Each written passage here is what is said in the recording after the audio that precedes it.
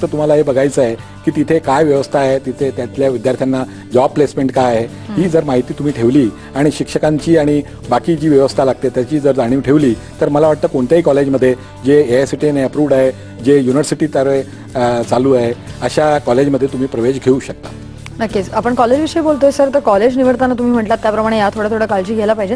पण साधारण फार्मसी करताना कॉलेज चांगलं निवडणं की हे त्याच्यावरती कितपत डिपेंड असतं, म्हणजे कॉलेजवरती पुढचं शिक्षण किंवा काय? हो, कॉलेजवर, कारण हे प्रोफेशनल कोर्स असल्यामुळे कॉलेज निवडताना खूपच तुम्ही काळजी घ्यायला पाहिजे. जसं आपण एखाद्या कुटुंबाशी नातं जोडतो ते जीवनभर आपल्याला टिकवायचं असतं, त्याप्रमाणे शिक्षण आयुष्यात एकदाच आपण घेणार आहोत. तर आपण जर काळजी घेतली नाही आणि एखाद्या कॅज्युअल वे मध्ये आपण एखाद्या इन्स्टिट्यूशनमध्ये गेलो जिथे प्रात्यक्षिकासाठी सामान नाही, लॅबोरेटरी नाही, इन्स्ट्रुमेंट्स नाही, जिथे शिक्षक नाहीत, मला असं वाटतं की आपण आपलं युथफुल टाइम आणि आपल्या हार्ड अर्न मनी जे आपले पॅरेंट्सने जो होप्स आहेत त्याला आपण बरोबर हे देत नाही, साथ देत नाही, न्याय देत नाही. पण म्हणून माझं असं म्हणणं आहे की शाळेची, स्कूलची निवड करताना, युनिव्हर्सिटीची निवड करताना तुम्ही फार काळजी घ्यायला पाहिजे. कोणत्या प्रकारची संस्था आहे, तिथे कसल्या प्रकारचं शिक्षण होतं, तिथे शिक्षक आहेत की नाही, तिथे लॅबोरेटरी चांगल्या आहेत की नाही, आणि तिथले विद्यार्थी जे पास झालेले आहेत त्यांची मार्केटमध्ये काय ग्रेडेशन आहे, NBA नॅशनल बोर्ड ऑफ ॲक्रिडिटेशनबद्दल ते ॲक्रिडेट झालेलं आहे का, स्टेट गव्हर्नमेंटची ॲक्रिडिटेशनने त्याला मान्यता आहे का, अशा पुष्कळशा गोष्टी आहेत. पण तुम्हाला ते जज करता येतं आणि विद्यार्थी मॅच्युअर्ड असतात डिग्री लेवलला. मला असं नाही वाटत की त्यात काही प्रॉब्लेम यायला पाहिजे. नक्कीच. आपण पुढचा फोन घेऊया. सध्या आपल्यासोबत औरंगाबादवरनं राहुल आहेत. बोला, तुमचा प्रश्न विचारा. सर, माझा प्रश्न असा आहे, मी M.Pharm फर्स्ट इयरला आहे. मी फार्मास्युटिक्स मध्ये M.Pharm करतोय. तर मला diploma certificate in regulatory affairs आणि IPR याच्यामध्ये मला पुढे स्कोप राहील का? आपण त्यांनाही मार्गदर्शन करूया. तुम्हाला त्यांचा प्रश्न लक्षात आला असेल. पण प्रश्नचिन्हामध्ये इथे वेळ झाली एका छोट्याशा ब्रेकची.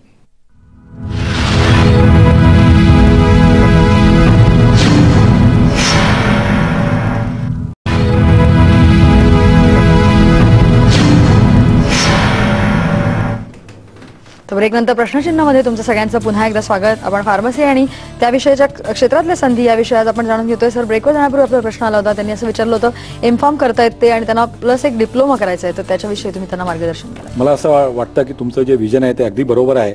कारण जर तुम्ही पोस्ट ग्रॅड एरियामध्ये बघत असाल तर पेटेंट सर्च, पेटेंट व्हॅल्यू आणि इंटेलेक्च्युअल प्रॉपर्टी यांचं सगळ्यांचं फार महत्त्व आहे. इव्हन तुम्ही जेव्हा M.Pharmचं थिसिस कराल त्यावेळेला जर तुम्ही कॉपीराईट आणि पेटेंट सर्च यामध्ये जर निग्लेक्ट केलं तर तिथे एक मोठा प्रश्नचिन्ह उभा राहू शकतो. आणि म्हणून याबद्दल अवेअरनेस आपल्या शिक्षण संस्थेमध्ये नाही आहे. त्याच्यासाठी मला असं वाटतं की PhD करताना किंवा PhD करताना इव्हन जर तुम्ही कोणताही टॉपिक निवडत असाल तर तुम्हाला हे बघायला पाहिजे की ह्या विषयावर कोणी अगोदर काम केलं आहे का, आणि कोणती फिगर, कोणतेही डायग्राम जर तुम्ही PhD किंवा M.Pharmच्या थिसिसमध्ये घेत असाल तर त्याची पूर्ण परवानगी तुम्हाला त्या ऑथरकडनं घ्यायला पाहिजे. तर हे जे तुम्ही डिप्लोमा करत असाल तर काही हरकत नाही, फारच चांगलं आहे, अतिउत्तम आहे. तुम्हाला याच्यामुळे जॉबसुद्धा मिळेल चांगला. पण एक लक्षात घ्या की तुमचा जो ओरिजिनल M.Pharmस्युटिक्सचा कोर्स आहे त्याच्यात काही डायल्युशन व्हायला होता कामा नये. नाहीतर काय आहे की आपण एक एक्स्ट्रा डिप्लोमा करतोय आणि जे मेन जो कोर्स आहे तो त्याला निग्लेक्ट करता कामा नये असं मला वाटतं. नक्कीच. सर, रिसर्च करण्याविषयी तुम्ही म्हणताय, तर मग भारतामध्ये जर का बघितलं तर फार्मसी क्षेत्रामध्ये रिसर्च करण्यासाठी कशा प्रकारचं वातावरण आहे? रिसर्चसाठी खूपच चांगल्या संधी आहेत. गव्हर्नमेंट ऑफ इंडियातर्फे DBT, DST, AICTE याच्याकडे पुष्कळशा ग्रँट आहे.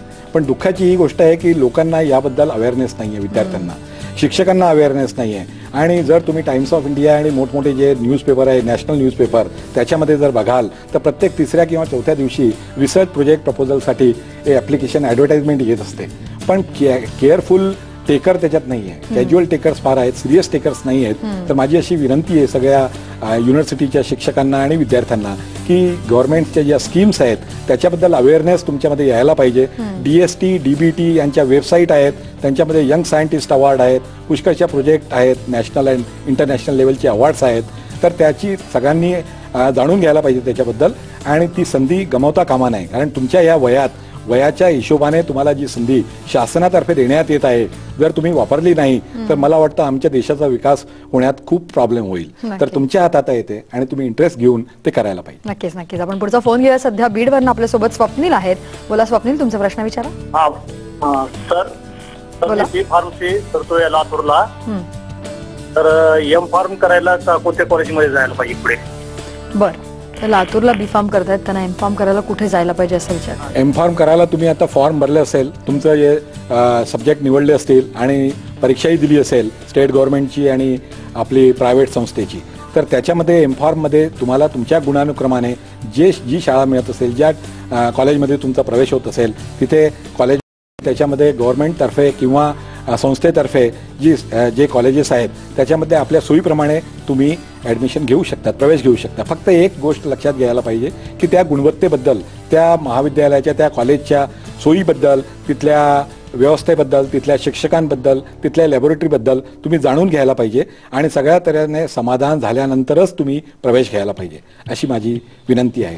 नक्कीच सर, शासनाकडून साधारणपणे या क्षेत्राविषयी जर का बघितलं तर काही चांगल्या प्रकारे काही प्रोजेक्ट्स म्हणा किंवा काही मदत अशी काही किंवा काही रिसर्चच्या दृष्टिकोनातून जर का हे केलं तर काही हे हात मिळतोय का? संस्थेला जितके महाराष्ट्रात किंवा पूर्ण देशात जे कॉलेजेस आहेत त्याला सेंट्रल गव्हर्नमेंटकडनं रिसर्च ग्रँट देण्यात येते, मॉडर्नायझेशनसाठी ग्रँट देण्यात येते, रिमूव्हल ऑफ ऑब्सलन्स आणि मॉडर्नायझेशनसाठी किंवा रिसर्च करण्यासाठी शिक्षकांना डिफरंट एरियामध्ये ते ग्रँट देण्यात येते. पण त्याच्यामध्ये एक टाइम बाउंड ग्रँट असते, 1 वर्षाची, 2 वर्षाची. तर ह्या शिक्षकांना आपलं प्रोजेक्ट तिथे सादर करावा लागतो आणि देशातले तज्ज्ञ येतात, ते त्यांना निवडतात आणि जे चांगले प्रोजेक्ट असतात त्यांना अवॉर्डही मिळतो. तर गव्हर्नमेंटकडनं, शासनाकडनं खूप संधी आहेत, परंतु शिक्षकांकडनं तसा प्रतिसाद मिळत नाहीये. ही दुर्भाग्याची गोष्ट आहे आणि मला वाटतं याचा फायदा सगळ्या शिक्षकांनी घ्यायला पाहिजे. नक्कीच. पुढचा फोन घेऊया. सध्या पुण्यावरनं साहिल आहेत आपल्यासोबत. बोला साहिल, तुमचा प्रश्न विचारा. मला क्वेश्चन असा विचारायचा आहे की मी सध्या डिप्लोमा इन फार्मसीचा सेकंड इयरचा विद्यार्थी आहे आणि डायरेक्ट सेकंड इयर बॅचलर साठी ऍडमिशन घेण्याकरिता नक्की ऍडमिशन प्रोसेस कशी असते आणि फार्मास्युटिकल ज्युरिस्प्रुडन्स मध्ये पुढे काय करिअर आहे? बरोबर, तुमचा प्रश्न लक्षात आला. हां, मला असं वाटतं की स्टेट गव्हर्नमेंट लेवलला ॲडव्हर्टाइजमेंट निघते, एक जाहिरात निघते सगळ्या पेपरांमध्ये की ज्या विद्यार्थ्यांनी डिप्लोमा केलेला आहे आणि त्यांना डायरेक्ट सेकंड इयरमध्ये प्रवेश पाहिजे त्यांच्याकडनं अर्ज मागवले जातात आणि त्याप्रमाणे तुम्ही त्याला अप्लाय करायला पाहिजे.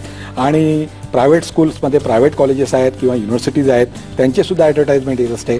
तर वर्तमानपत्रामध्ये आणि वेबसाईटला तुम्ही व्हिजिट करायला पाहिजे, DTच्या वेबसाईटलाही व्हिजिट करायला पाहिजे. तर तुम्हाला या बाबतीत ज्या तारखा आहेत, ज्या म्हणजे शेड्यूल आहे ते तुम्हाला कळेल आणि त्याप्रमाणे तुम्ही अप्लाय करायला पाहिजे. आणि राहिली ड्रग रेग्युलेटरीमध्ये जर तुम्हाला काही करायचं असेल तर तुम्ही नंतर तो पोस्ट ग्रॅज्युएट डिप्लोमासुद्धा करू शकतात आणि त्याच्यात खूप वाव आहे. कोणत्याही जर भागात तुम्ही बघितलं फार्मसीच्या तर तिथे खूप स्कोप आहे. फक्त तुमची आवड काय आहे हे मी नेहमी सांगत असतो की आपल्या आवडीप्रमाणे काम करायचं, कारण त्या आवडीप्रमाणे काम केल्यात तुम्ही मन लावून काम कराल, त्याचे रिझल्ट चांगले येतील आणि तुम्हाला वावही मिळेल.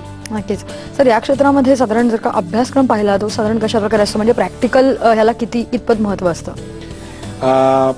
हो, प्रोफेशनल कोर्स असल्यामुळे 50% प्रॅक्टिकल, 60% प्रॅक्टिकल याच्यात असतातच. प्रत्येक थिअरी आणि प्रॅक्टिकल हे साईड बाय साईड असतात.